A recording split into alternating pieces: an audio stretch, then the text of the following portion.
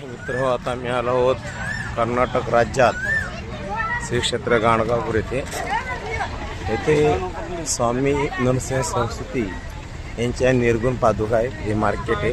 हा रस्त्याची सुरुवात आहे.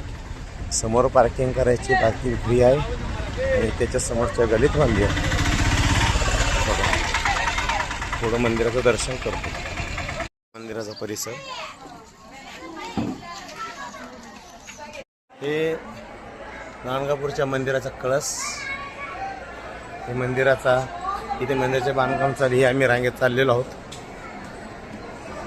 मंदिर आहे इथे नरसिंह सरस्वती स्वामींच्या निर्गुण पादुका ठेवलेल्या आहे. गाणगापुराची गोष्ट बऱ्याच जणांना माहीत आहे की ते नरसिंह स्वामी विराजमान होते आणि नरसिंह स्वामींच्या इथे निर्गुण पादुका आहेत.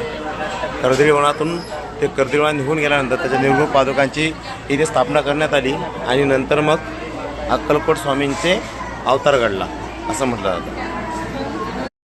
गाणगापूरला मला बरेच वर्ष झाले. तेव्हा एका चौकोनातून आपल्याला असं निर्गुण पादुकांचं दर्शन दिलं जायचं. पण आता तसं नाही. ती मूर्ती पुढं आणलेली आहे आणि आता पूर्णपणे दर्शन होतं. आता गोल याच्यातून बघायची गरज नाही.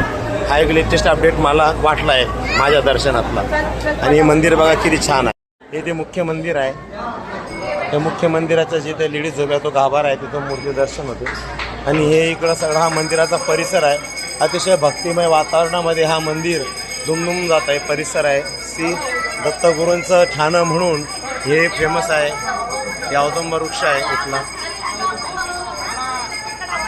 हे आम्ही सगळे